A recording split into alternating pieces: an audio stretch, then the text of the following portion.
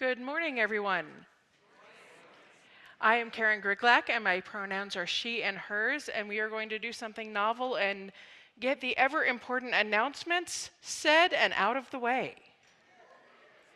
The Fall Inquirers series will continue today. The Inquirers series is a set of informal small group gatherings for visitors and members who would like to know more about the various aspects of fellowship life. Today, the topic will be learning about the social justice activities of the fellowship. If you'd like to participate, feel free to get a cup of coffee or tea in the fellowship hall and then come back here in the sanctuary at 11:30. It'll conclude around 12:15, and you'll get to learn all about our social justice initiatives. Next week's session, we will explore the worship and arts of the fellowship. So all of the things that you see happening here on a Sunday morning, that would be us.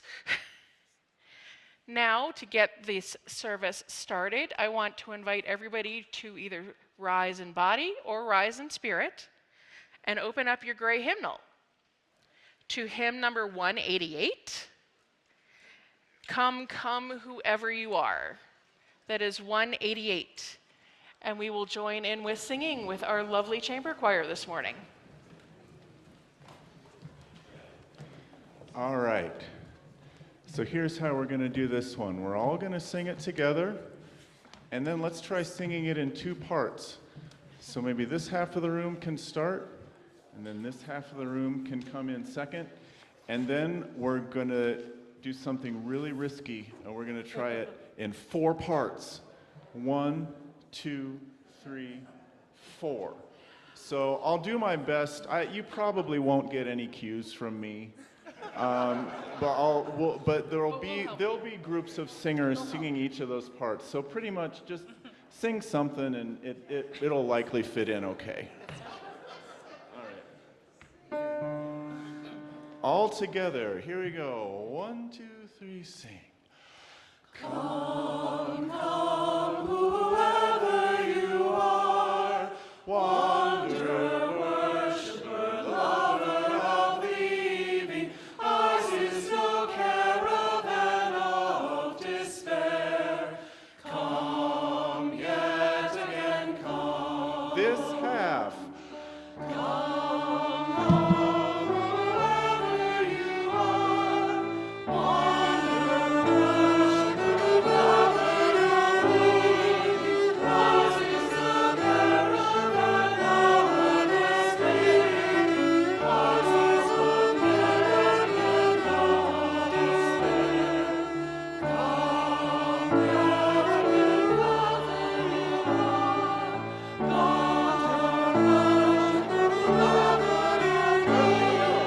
Ours is no caravan of despair. Come yet again, whoever you are, wanderer, worshiper, lover of the evening, ours is no caravan of despair. Ours is no caravan of despair. Ours is no caravan of despair. Ours no perishing love Ours is no perishing. Keep going, wherever you are. Ours is no perishing love or despair. Ours is no perishing love or despair. Wanderer, worship and believe. Ours is no perishing love or despair. Come yet again, come. Last time. Come yet again, come. Wherever you ended up was just perfect. Good job. All right.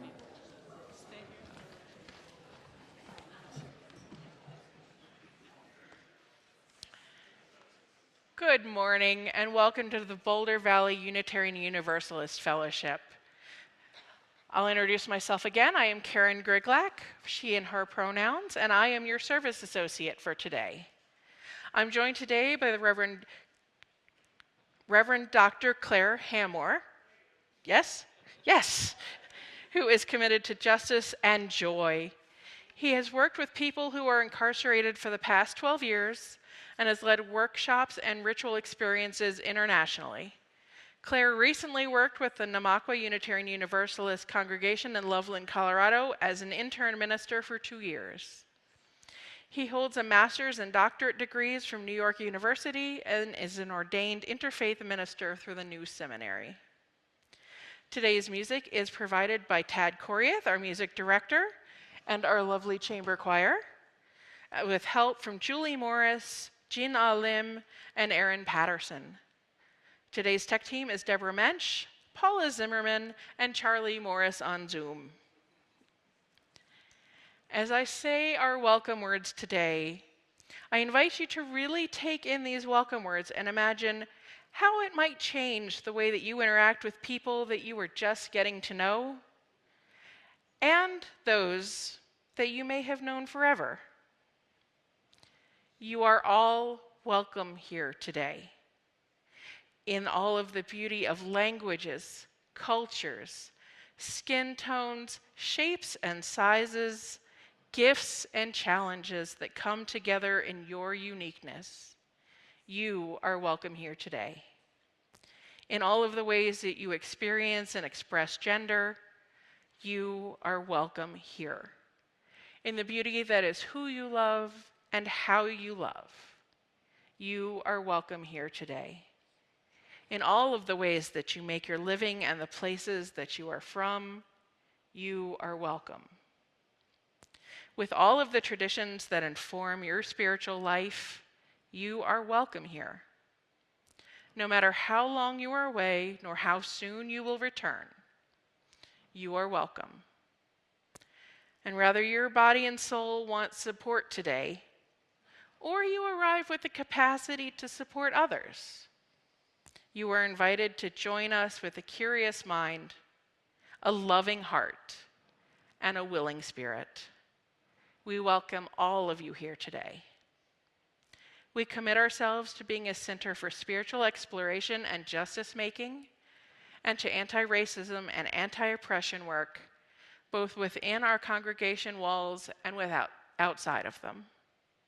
If you're new here today, we are really glad that you found us, and we hope that in this community, whether you're with us here in person or you're with us virtually, you can find and experience the warmth and the love of this congregation. To say that each Sunday looks a little different here lately would kind of be an understatement, and we invite you to come back a few times to really get to know us. Those on Zoom can check out the links in the chat to help you get connected. Those in person are welcome to stop by our welcome table in the foyer, or there is a QR code in the back of the gray hymnal. If you'd like to view a simple order of our service today on your phone, just go ahead and scan the QR code or click on the link that is in the Zoom chat. Everyone on Zoom's welcome to stay for casual conversation following the service, and if you're in person, join us over in the fellowship hall for snacks, cocoa, tea, coffee, all of those lovely things that help us get through our mornings. Those of you in the sanctuary, we'd like you to take a moment and just wave or say hi to your neighbor and let them know that you're glad that they're here. Hi.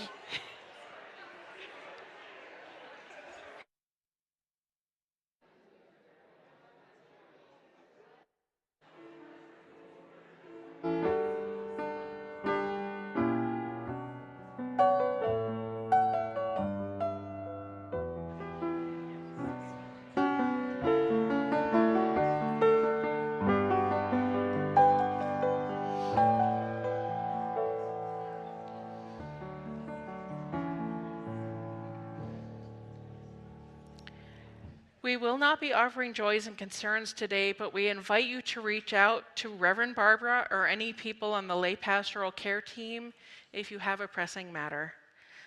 You can find the links to those people and emails in the chat, and if you need those, you can also get them at the welcome table.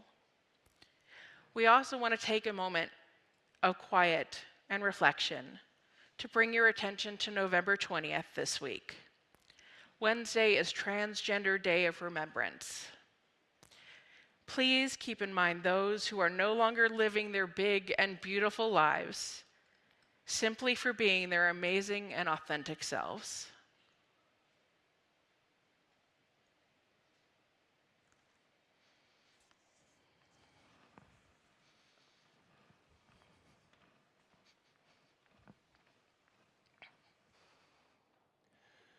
Rumi writes, and we sang this morning, "Come, come, whoever you are. Wanderer, worshiper, lover of leaving, it doesn't matter. Ours is not a caravan of despair." And here's the line that we missed, but I love. Come, even if you've broken your vow 1,000 times. Come, yet again come. If you have a chalice at home, you can light it as Karen lights the fellowship chalice, so we all know where our chalices are. If you're on Zoom, please write "chalice lit in," fill in the blank. I invite you to say these words with me as we light our chalice. We light this chalice for the warmth of love, the light of truth, and the energy of action. Let's let it land with a big breath in. And let it go.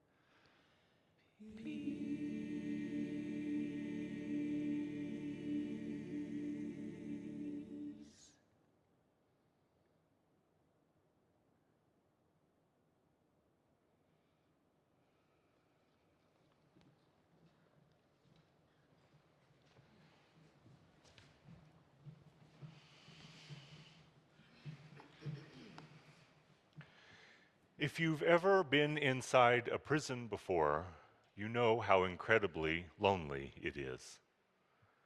I've been teaching and ministering and making theater inside for 12 years, and during the first session of any workshop or play, I play this game called The Big Wind Blows. Everyone stands in a circle, and I say a statement, and if it's true for them, then they cross the circle. It's a way of seeing where everyone's at. Let's try it, but instead of crossing the circle, just raise your hand. This is as much about you as it is seeing everyone else, so I invite you to take a look around when people answer. The big wind blows for those who like pizza.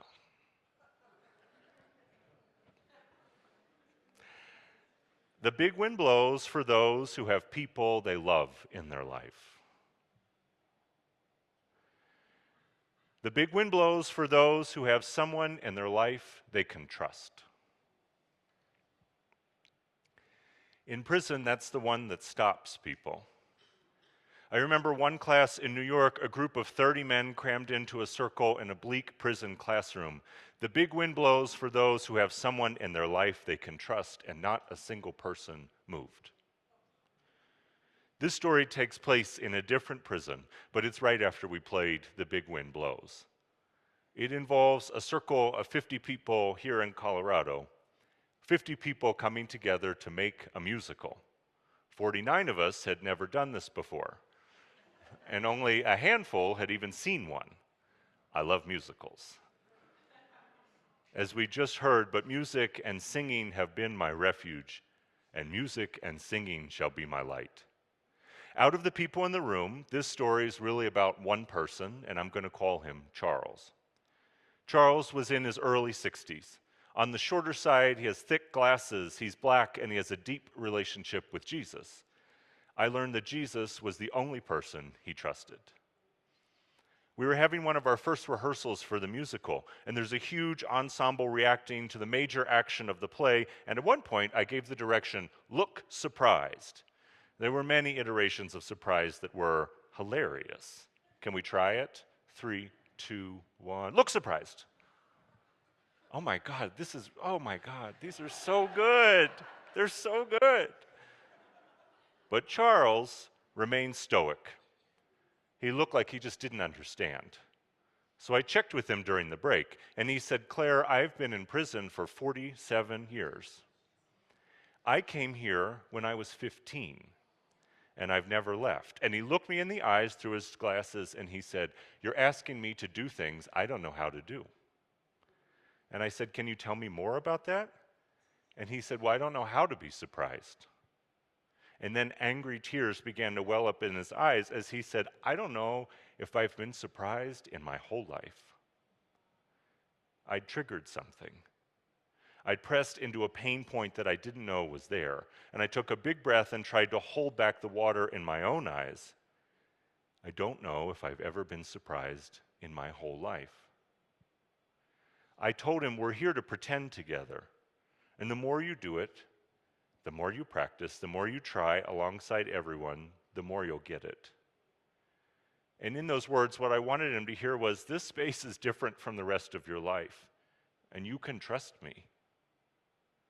But after that, Charles did everything he could to quit or get kicked out. He skipped rehearsals and he isolated himself. He pushed us away. He tried to start arguments with people he otherwise got along with. In the face of an insurmountable challenge, Charles said, "No thanks, I'm good. I don't really need you. I get it." As my New York Times election dial spun further and further to the right last week, I saw an insurmountable challenge. But it wasn't just about the difficulty of that moment. It was about the years of pain and disappointment that brought us here. And since then, I've wanted to skip time with people, to isolate, to push away people who care about me, to quit. It's been lonely. Rupture is really painful. Charles's rupture with reality broke my heart. And this week, I come to you heartbroken, in search of anything but being alone, in search of people I can trust. looking for a way to stitch our realities together. I come to you hoping for healing and compassion. I'm going to invite us into a space of meditation, however that feels good for you. If your eyes closed feel right, that's great. And if not, just looking down will work. And I invite us to begin with another big breath, breathing all the way in. Hold on to it and let it go. Another deep breath, going even further this time, breathing in, filling your lungs and your belly. Hold on to it and let it go. And one more, arriving fully in this moment, breathing all the way down to your toes. Take that big breath in. Hold on to it and let it go.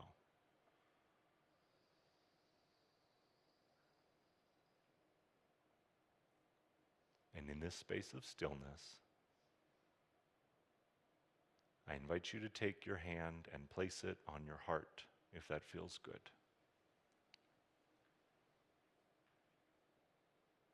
And take a moment to feel your heartbeat, to feel your breath, to feel yourself alive and present. And now through your hand, I invite you to give yourself a little bit of compassion, a little bit of care for whatever is weighing on your heart today.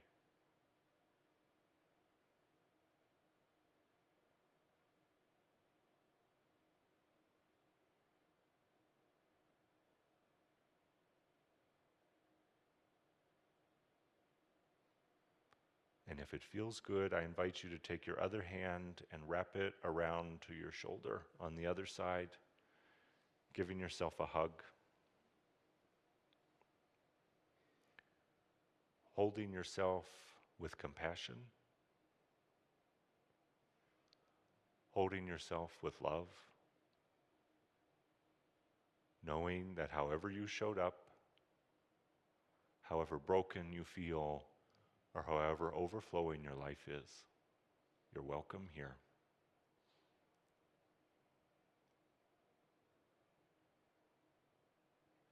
And let's take a big breath in, giving ourselves a deep squeeze, and let it go.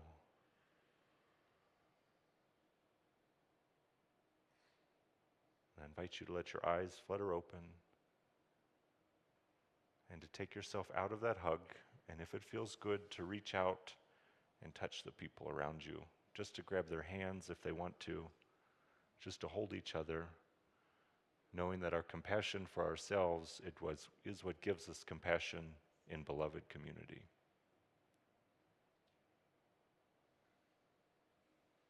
And without saying a word, give the people around you a thank you. And we can let go.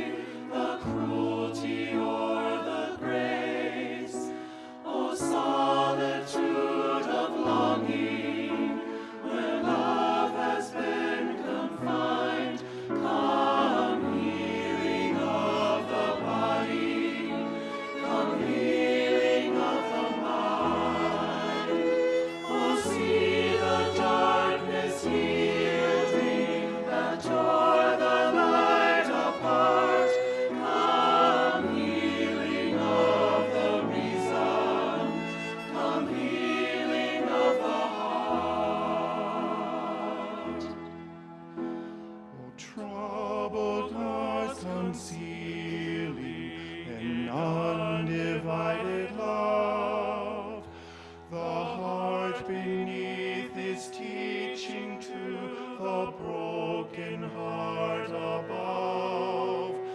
Oh, let the heavens falter, let the earth proclaim, come the healing of the altar, come healing of the name.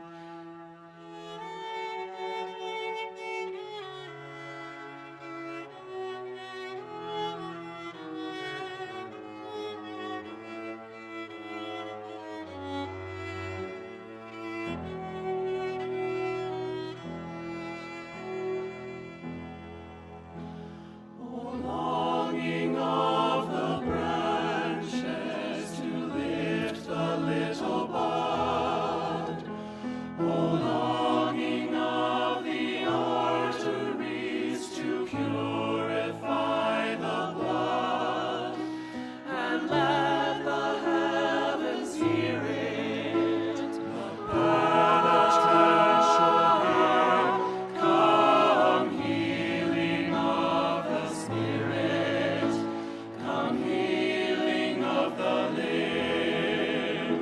Oh, let the heavens hear it, the penitential hymn, come healing of the spirit, come healing of the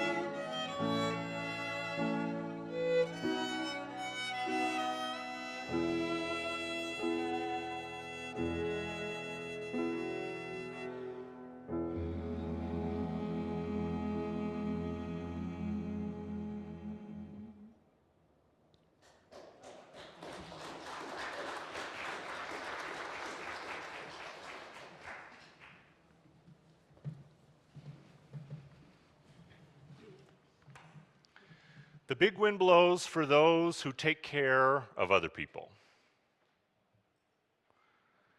The big wind blows for those who take care of themselves.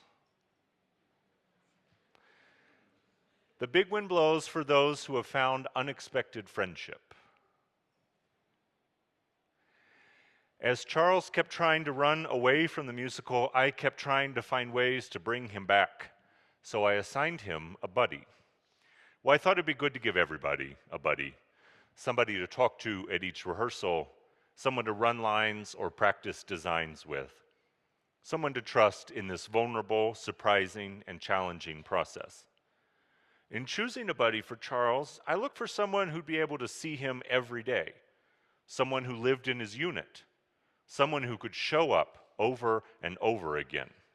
Jesus was busy. So I asked Brett. Brett is a tall, gregarious, confident white guy, passionate about the musical and warm in a way that makes him easy to be around. He was a contrast to Charles in every way. But after only 1 week, I saw Charles change. He came to rehearsal on time.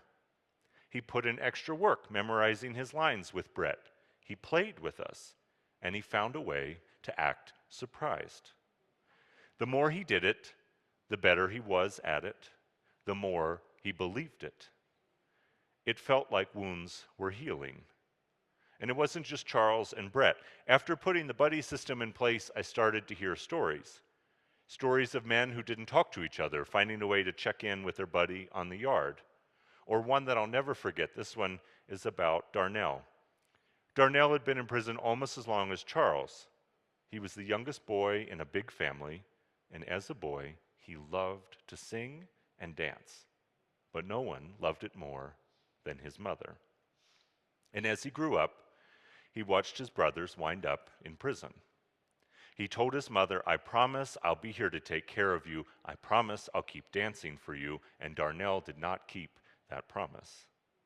He would spend the rest of his life in prison. And when I met him, his mother was getting old, and he hadn't seen her in years. With some encouragement from his buddy, Darnell shared the story with a whole ensemble. I still remember him saying, "I just want to do one more dance for my mom." Even if you've broken your vow 1,000 times, come, yet again come. Over the time, the buddies turned from pairs into small groups.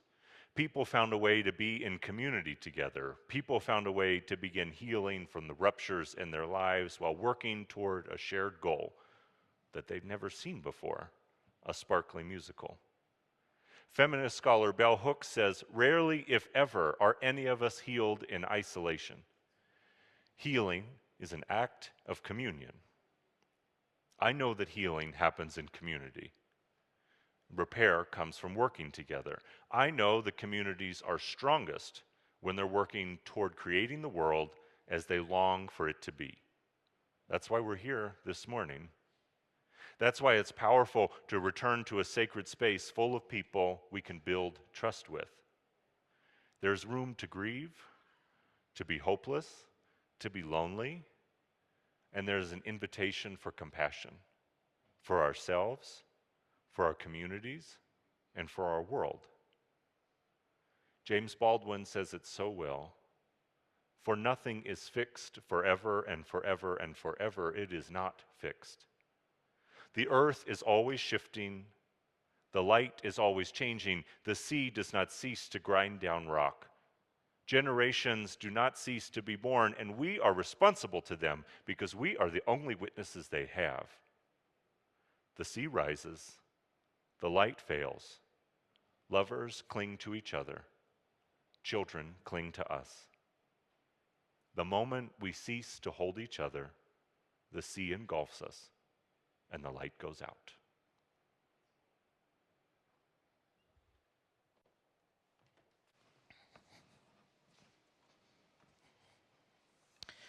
I'm going to ask the ushers to hold off a minute because offering's going to take a minute. Each week, we remind ourselves of the abundance of our lives in this community by giving half of our plate away to those organizations that share our values. Today, the half plate is for BASIC, the Boulder Area Sanctuary and Immigration Coalition. They are dedicated to helping our immigrant population achieve independence through direct support and partnerships. They are a team of volunteers with all money raised going toward programs and client support. Please contact Bob, I'm sorry if I pronounce it wrong, Broudus, one of our representatives on BASIC, if you're interested in volunteering. Given our current political climate, they are expecting to receive many requests for assistance. Going forward, the Longmont Community Foundation takes donations for BASIC at longmontfoundation.org. But for today, you can text your donation at the number on the screen, or if you're in the fellowship, place a donation in their offering plate as it passes. Now, before we start the collection, Reverend Clare has some further instructions for us today, and this will make a lot more sense in a minute. It's not that big of a deal. We're going to be okay. I think that embodied worship and embodied spirituality is one of the most powerful things, and so I'm going to invite you to have a tiny embodied experience this morning. After the collection plate passes you, I invite you to come up and to use these big needles and thread to stitch these two pieces of burlap together.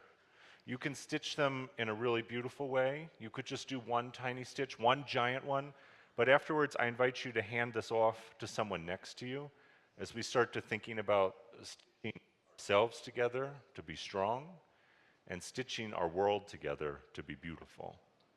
I'm going to read the Stuart Kestenbaum poem that I love, and then after the collection plate passes you, I invite you to come and stitch your heart out and then really lovingly hand the needle to the next person. Gather up whatever is glittering in the gutter. whatever has tumbled in the waves or fallen in flames out of the sky. For it's not only our hearts that are broken, but the heart of the world as well. Stitch it back together. Make a place where the day speaks to the night and the earth speaks to the sky. Whether we created God or God created us, it all comes down to this.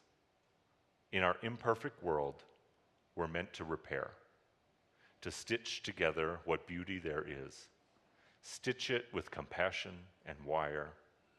See how everything we have made gathers the light inside itself and overflows. A blessing.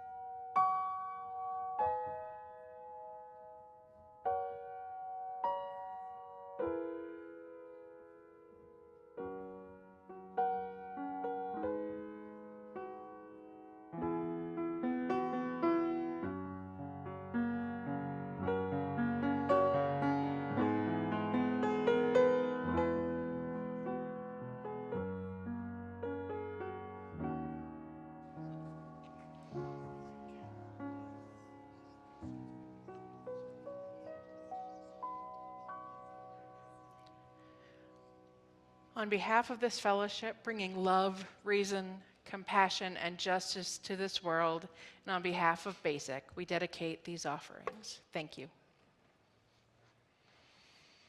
See how everything we've made gathers the light inside itself and overflows. A blessing. Come healing of the body. Come healing of the mind. Come healing of the reason.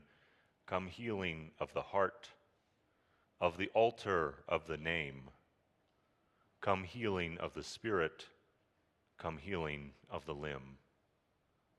Come, sing a song with me, number 346 in the gray hymnal.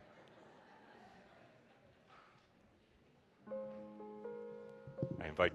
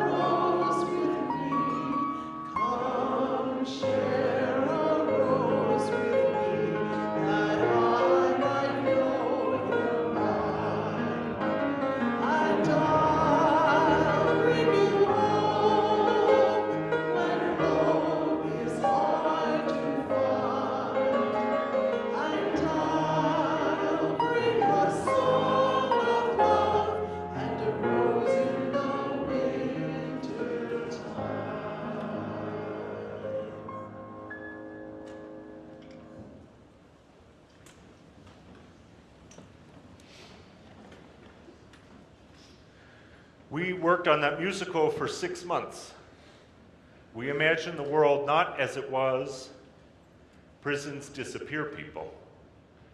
So does anxiety and loneliness. We imagine the world as we longed for it to be. I struggled to narrow down moments when we practiced hope and humanity until we believed it. So I decided to follow my own advice when it comes to glitter and most good things in life. More is more. Like the fact that 4 different men saw their mothers after a performance for the first time in a decade. or their Darnell danced and sang for his mother one last time, and through bleary eyes we got up to our feet to cheer. Along with memories of a whole lot of smack-talking before a breakdance battle between two men 40 years apart that brought everyone in the rehearsal room to their feet cheering and clapping. There was the experience of a trans woman trying on dress after dress for performances, receiving compliment after compliment for the very first time. We all watched Charles act with abandon, singing his solo, and then splice his foot open on the stage, bleeding and refusing to stop until an officer pulled him aside, stitched his foot back together, and then sent him back into the next scene.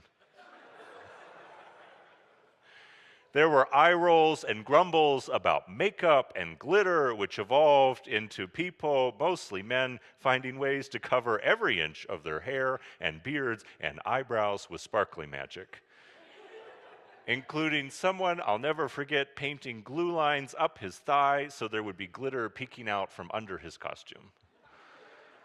We had moments of loss together.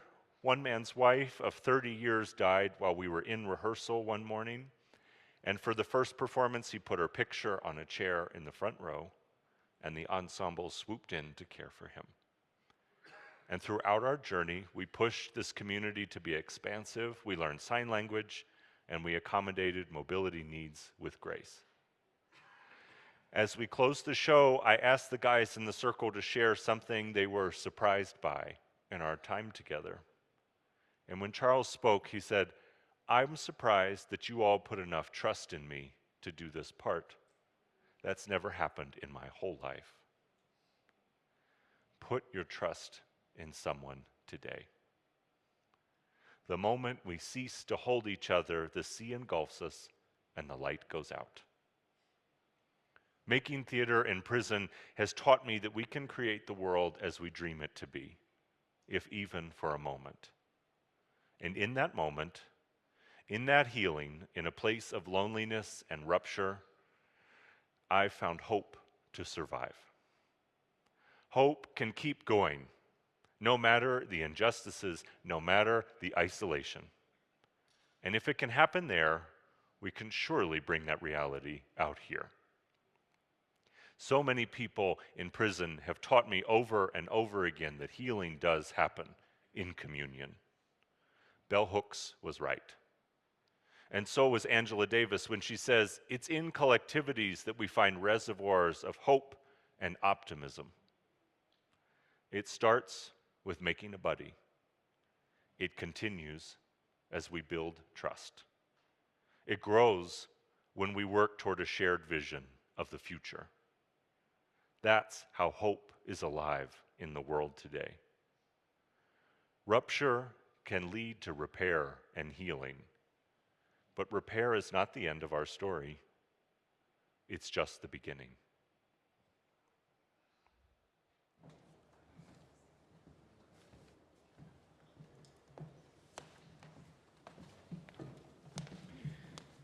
We have one more song that we would like to sing.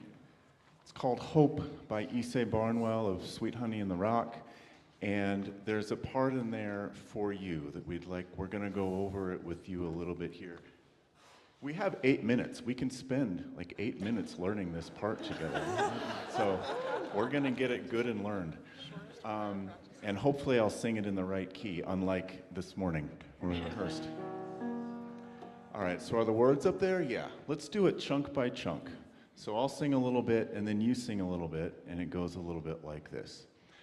If we want hope to survive in this world today, then every day we've got to pray on, pray on.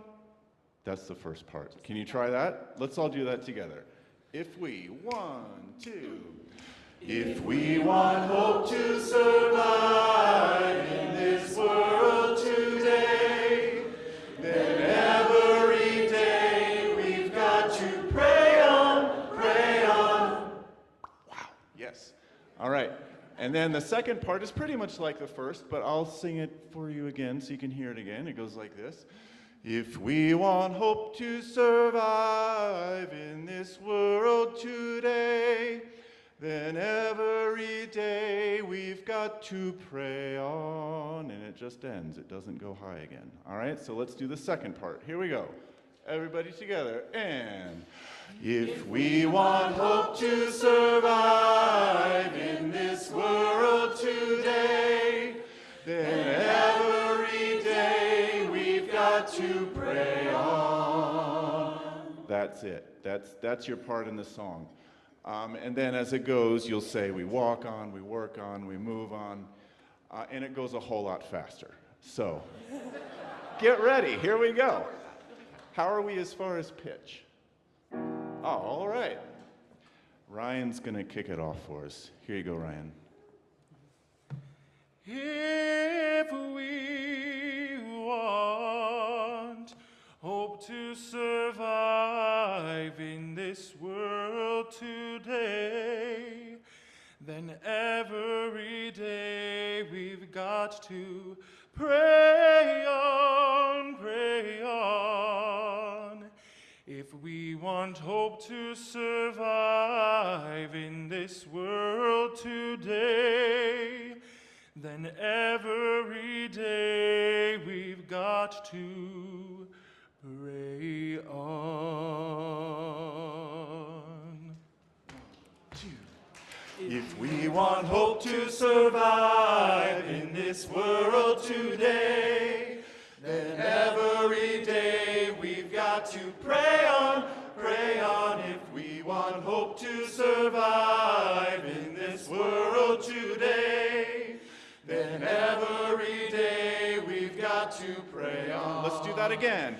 If we want hope to survive in this world today, then every day we've got to pray on, pray on. If we want hope to survive in this world today, then every day we've got to pray on. If we want hope to survive in this world today, we've got to walk every day we've got to walk on, walk on. If we want hope to survive in this world today, then every day we've got to walk on. Work. We've got to work to survive in this world today. Every day we've got to walk on, walk on. If we've got to work to survive in this world today, every day we've got to work on, work on. We've got to hope to survive, we've got to peace and to work, we've got to every day we've got to move on, move on. If we want hope to survive in this peace and to work, every day we've got to move on, move on. We've got to hope to survive in this world today. Every day we've got to march on, march on. We've got to march on, march on. This world today. Every day we've got to march on, march on. We've got to teach on, teach on. Teach on, teach on. Every day we've got to teach on, teach on. Teach on, teach on. Teach on, teach on. Every day we've got to teach on, teach on. We've got to sing on, Sing on. We've got to sing on, sing on. Every day we've got to sing on, sing on. We've got to sing on. We've got to sing on, sing on.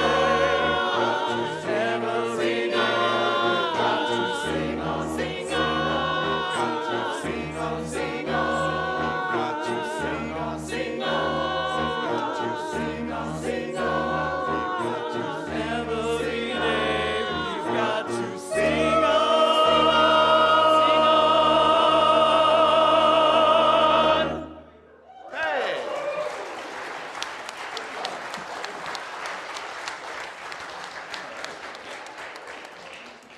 I want you all to stay standing, and we are just going to extinguish our chalice after this, since we're all up and at it anyway.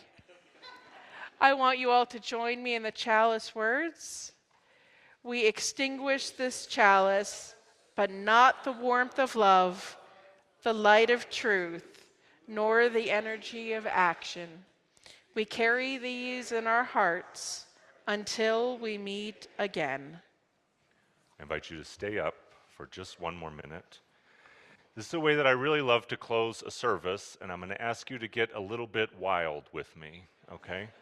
There's only one word that you need to know for this, and it's the word wow. Wow.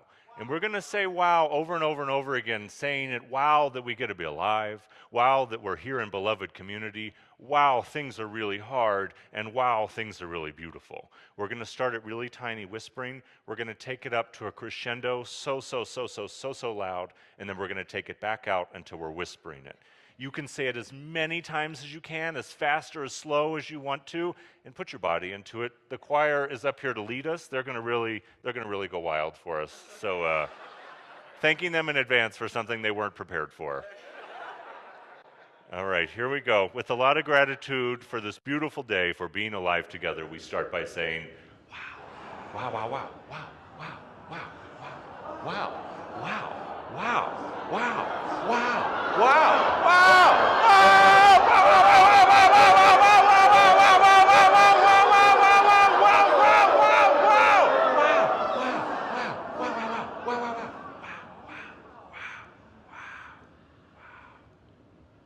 For nothing is fixed forever and forever.